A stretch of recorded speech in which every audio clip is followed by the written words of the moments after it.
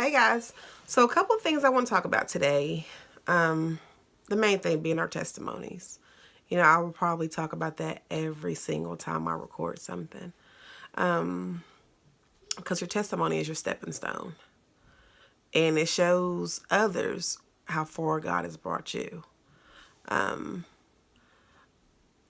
I'll give one of my testimonies just to show you guys where God has brought me from.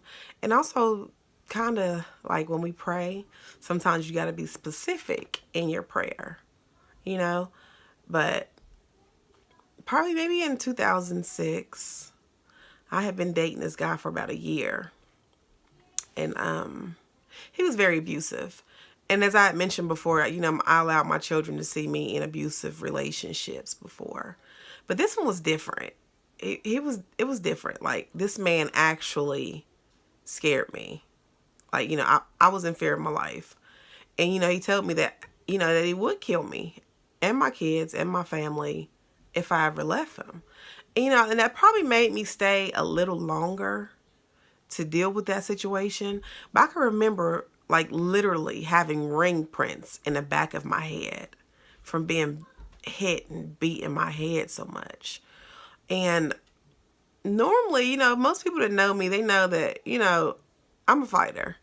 I always fight back. I'm going to fight, I might, I probably can't be the man, but he going to know I was there. This one was different. Like, he was different. It's like I believed him when he said he would kill me. Although I wasn't sure, but in the back of my head, I believed him. So, and I can even remember this man, pulling guns on me in front of my kids, threatening to kill me, in front of my kids. But I remember praying, and this goes back to prayer life too. It goes back to prayer life. I remember praying, like, God, please, you got to get me out of this situation. I don't know what else to do. If I leave, he's going to kill us. God, please get me out of this situation. I'm praying. Like, I can't take it. I don't know what to do. Like, you have to get me out of this situation, Lord. So at this time, I'm going back and forth from West Virginia to Ohio. And I get pulled over. It's after I said my prayer. And, I wasn't living right. So I end up having to go away for 5.5 years.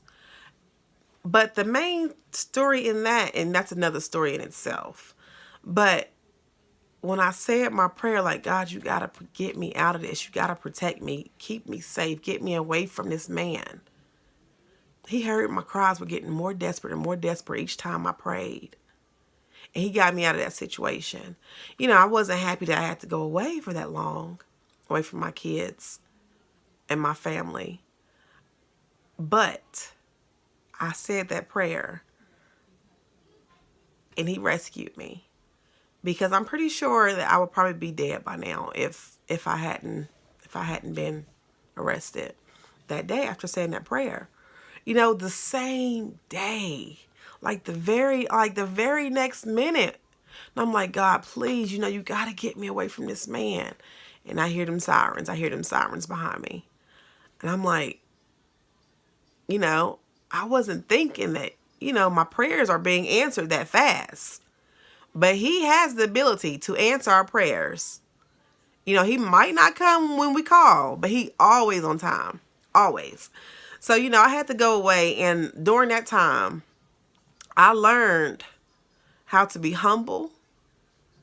I learned how to be patient. I learned understanding. And I thought I had learned my lesson of, doing wrong. So I'm in there, and I'm just thankful that, I'm alive. And then here comes depression, because I probably see my kids 3 times. It may have been 2 times. 2 or 3 times I've seen my kids in 5.5 years.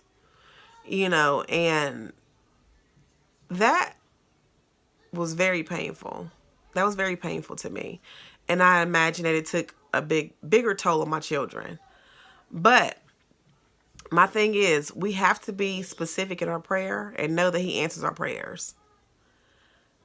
Another thing that I see that I want to speak on, this comes back to prayer, your testimony, being a stepping stone.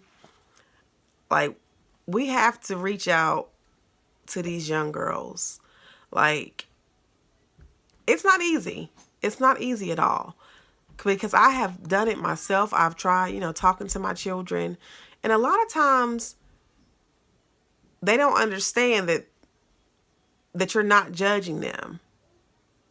Like, just because I don't agree with you, it does not mean that I'm judging you. I'm just telling you what is right and what's wrong. The way I know it. I'm not going to judge anybody, because who am I to judge? Who am I to judge anybody? I can't do that. And so I don't. But I am going to tell you my opinion. Now, because I tell you my opinion does not mean that I'm judging. Okay, so I had this own problem with my daughter.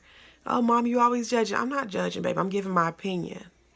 So, see, they'll call you. They want to talk to you. But when you ain't agreeing, oh, bye, Mom. But it's okay. I still pray for them anyway. And so, but the problem with our young girls, like, they are so beautiful and they're so different now. And thank God social media was not out when I was going through my stages back in the days. Because, baby, it would have been a mess. It would have been a mess. The things I see these young girls, beautiful, beautiful girls, arguing over a man who don't even care about himself. And you're fighting, and I don't understand it. I don't understand it. Because, well, I do understand, because I can't say I don't understand, because I do. Because I've been there. But I wish that I would have had someone come to me and tell me, baby, look in the mirror. Know your worth. What are you doing? If I would have had somebody tell me that, things would be so different. It would be so different.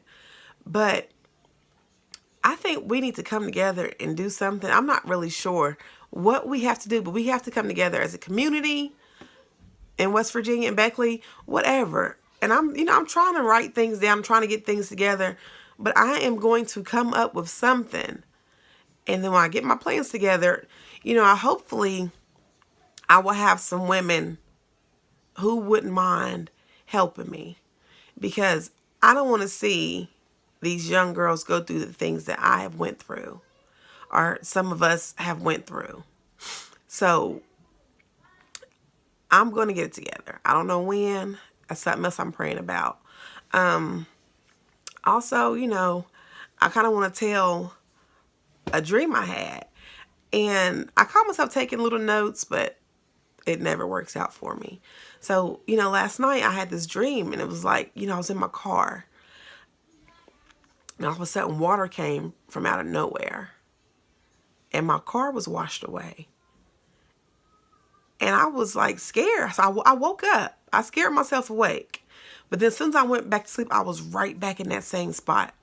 It was really, really vivid. But when I reached the bottom, after falling down that waterfall, I was still alive. I was still living. And so a lot of times people take water dreams as being negative. It wasn't negative. It wasn't negative. It's basically, I'm going to keep mine on a positive note, because it's washing my past away. It's washing all that hurt and all that pain away that I've been through. And it's kind of like just giving me more strength and letting me know, look at what you've been through. Like, I lived a flood. Emotional roller coaster. Emotional growth, emotional strength. Like, I'm getting stronger every day. And if we just stay prayed up and just get in the word, then that's what's going to happen. We're going to continue to grow. And it's going to be like a flowing river, It was so amazing. It was so, and when I wasn't even wet when I reached the bottom. I wasn't even wet because I was covered. So that was amazing to me. I'm hoping to start, I want to look into doing some type of meetings with young girls. That's what I want to go through, and hopefully some of you ladies who has been through some things could step up and help me, because I can't do it by myself. I can't do it by myself. And they need us.